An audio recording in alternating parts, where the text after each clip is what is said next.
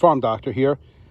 So if I sound a little out of breath, it's just because I finished planting 101 kernels of corn into the ground here.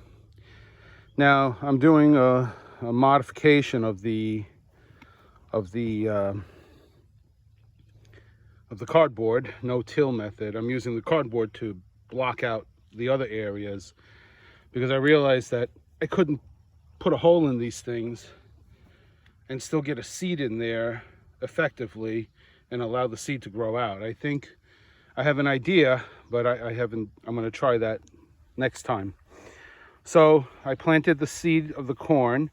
You'll see this lump in the middle. That lump is actually not the corn at all, but actually the soaker hose that runs in between the aisle of the two seeds. So you'll have corn on this side, and then corn on this side, and then corn on that side, 6 inches to 8 inches, here to here, here to there, here to here, here to here, and all the way out.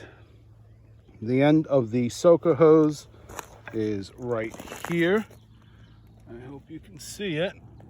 There it is. That's the end of the soaker hose, and that just runs right in the path, right down the middle between the two. I used all this grass mulch to hold it in place, otherwise the hose would move left and right. Maybe next time I should dig a trench for the hose to sit in, but then you still have to cover it. So, well, we'll see if anything grows. I hope so. And again, corn, I planted corn on the inner ring of this turn here, not on the outer side, just on the inner ring. And again, right, left, right, left, right, left, right. Roughly 25 per column. 1, 2, 3, 4 columns. And you can see the soaker hose does not run around the outside on every level. You see that one over there is running right here, and you can see the water dripping down. Hopefully it shows on the video, but then it turns around here and it comes back underneath, and it runs all the way down here and around here and back up again.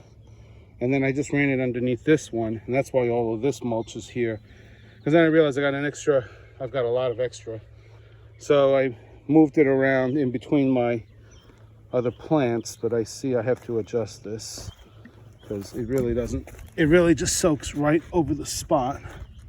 I'm going to have to secure them in place, otherwise I'm going to have puddles like this.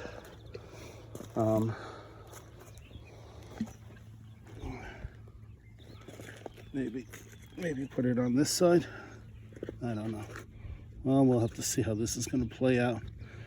So, soaker hose runs around, and around. I have 100 feet of soaker hose, so I didn't know how many feet I would have of this thing. I guess I could plant another 1, 2, maybe 3 rows. I have plenty of hose for that, so we'll see. But an update on the garden. This guy I pulled out by mistake. He was all the way over there. I didn't realize. I thought it was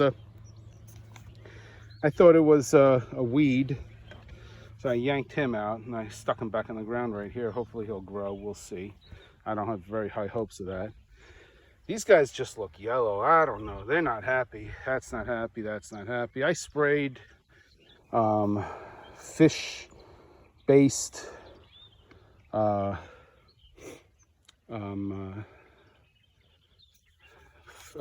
food, what do you call it, on it, and none of this seemed to respond. These guys here don't really seem to be responding. They don't look as green like this in real life. Oh yeah, they look yellow like that guy and that guy. So I don't have very high hopes of them. And those are the squash, which is unfortunate because I love squash. These guys are growing fine. I believe these are the pickled cucumbers. The tomatoes they're just growing crazy. I'm gonna have to figure out a trellis system, I think, because they're growing like crazy. I mean, it's already overgrown, this stalk. So I'm thinking I should install a trellis above this thing and create a canopy so it can really get some sunlight. Unfortunately, it would block these guys. So I think the way I planted the tomatoes was ill thought out.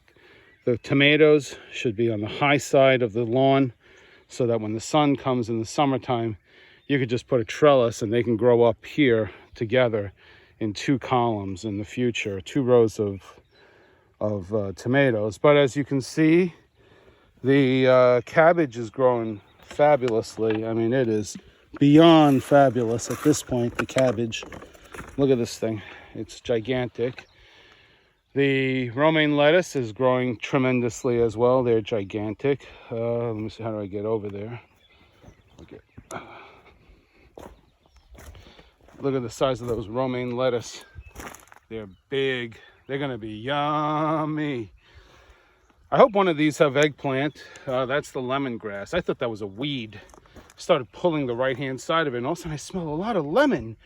And then I realized that's lemongrass. So, oops, sorry. I believe that is cabbage too, but I'm not sure what's underneath there. I hope maybe that's eggplant. I don't think so. I don't think any of the eggplants survived. I'm gonna have to try to grow eggplant some other place. That herb is running fine. The blueberry bush are pathetic. But the rest of the forest, the vegetable garden is growing nicely. And as you can see, this cardboard no-till method really does work. I mean, very, very few grow through it. Like, you know, you have this little guy right here, which I had already pulled out of the ground. I mean, you know, just one little strip, you just pull it out and you're done. That side, you can spend an hour and not even get close to being finished. I just pulled the big ones out because I can't deal with all the little ones. So I'm hoping with this, with the ground being turned, I'll come back in a couple of days with more grass, and I'll cover both the whole loft. And I hope that the corn will grow out from underneath all of that, but we'll see. I'll see if any of the corn grows. I soaked the kernels for about 8 hours, 10 hours today, so hopefully they'll be able to germinate. But my first foray into corn growing, I got another 300 seeds, so there's plenty more where that came from. We'll have to figure it out. Farm Doctor out.